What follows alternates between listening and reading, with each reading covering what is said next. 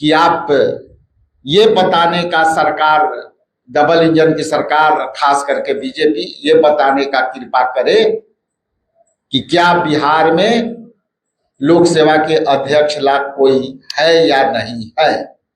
यदि है तो क्या बिहार के सपूत या बिहार के बेटा को क्यों नहीं उस पद पर बैठाया गया, और दूसरे राज्य के लोग यदि यहाँ ला करके रख रहे हैं और यदि ये गड़बड़ियां हो रही है, घोटाले परीक्षा में हो रहे हैं, पेपर लीक हो रहे हैं, तो मेरा गंभीर आरोप है लोक सेवा आयोग पर कि वो निष्पक्ष काम नहीं कर रहा है। आगे मैं बताता चलूं कि मेरी संवेदना, मेरी पूरी संघर्ष हम उन प्रतियोगी परीक्षार्थियों को भारतीय राष्ट्रीय कांग्रेस पार्टी के तरफ से, हमारे युवा कांग्रेस NSY के तरफ से, हमारे प्रदेश कांग्रेस कमेटी के तरफ से उनकी जो भी मांगे हैं उस मांग के साथ हमारा सारा फ्रंटियर ऑर्गेनाइजेशन उनके साथ खड़ी है। स्टील फ्लेक्सी स्ट्रॉन्ग TMT बार, ये स्ट्रॉन्ग के साथ फ्लेक्सिबल भी है। आपदा मुसीबत कोई भी आए, ये घर को अटूट बनाए। जब TMT फ्लेक्सी स्ट्रॉन्ग, तो घर रहे हमेशा के लिए स्ट्रॉन्ग।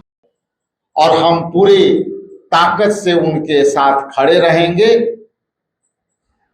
अंत में मैं इतना जरूर कह दूं कि हम किसी भी कीमत पर अपने युवाओं के अधिकारों से समझौता नहीं करने वाले हैं, और यहाँ जिस तरह से बेरोजगारी है, पलायन किए हुए हैं लोग, यहाँ कोई इंडस्ट्री नहीं है, और जो बच्चे 24 घंटे में 12 घंटे 18 घंटे पढ़ते हैं, उनके भविष्य के साथ जो खिलवाड़ कर रहे हैं, युवा कांग्रेस, प्रदेश कांग्रेस कमेटी, अखिल भारतीय कांग्रेस कमेटी और NSY ये कभी कदापि बर्दाश्त नहीं करेगी।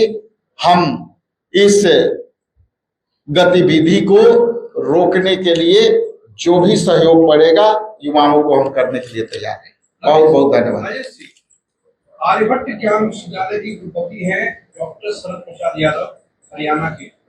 CIMP के चेयरमैन, संकुल प्रबंधन संस्थान के जो डायरेक्टर हैं वो उत्तर प्रदेश के। इसलिए बोली ताकि सर बिहार सरकार के द्वारा संचालित संस्थान, बिहार सरकार लाखों रुपये अरबों रुपये देती है और बाहर से लोग आते हैं, इतना भला कर रहे हैं, आपको बताइए इस बारे में क्या?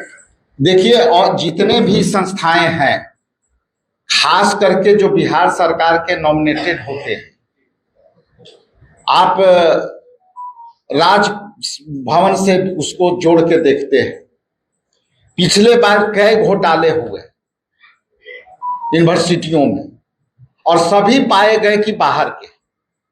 आप जिस विश्वविद्यालय के नाम लिए, इसके पहले थेसिस लिखने के नाम पर एक दलित बच्चा को, जो है पसमान जाति के बच्चा था, हमारे पास आया था, विधानसभा में मामले भी उठे, और उस बच्चे के थेसिस के लिखने के नाम पर उससे अनलगर कामे कराना चाहता था। वो जो है जब वो इनकार किया तो उसके सारे थेसिस पर स्याही जो है और वो कागज कलम ये स्टाइल का मामला है। रूपा फ्रंटलाइन से वो सारा उसका थेसिस लिखा गया, और हम लोग चिल्लाते रहे विधानसभा में।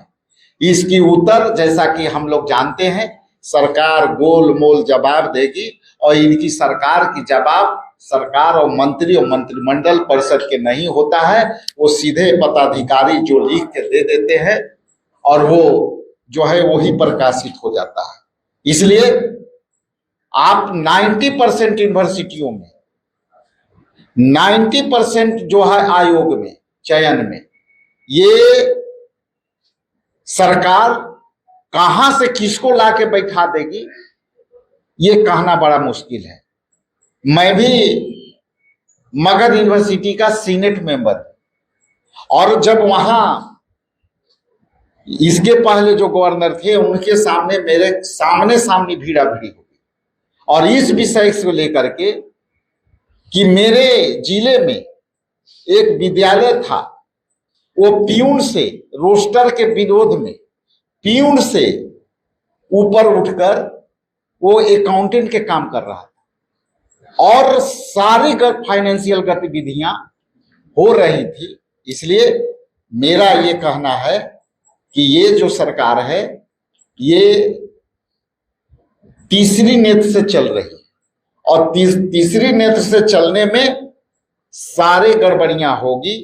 इसलिए आज यहाँ पे मैं आगाह कर देता हूं कि ये सारे मुद्दे पर बिहार प्रदेश कांग्रेस कमेटी आगे काम करेगी। इन्हीं चंद शब्दों के साथ आप सबका बहुत बहुत धन्यवाद। Thank you.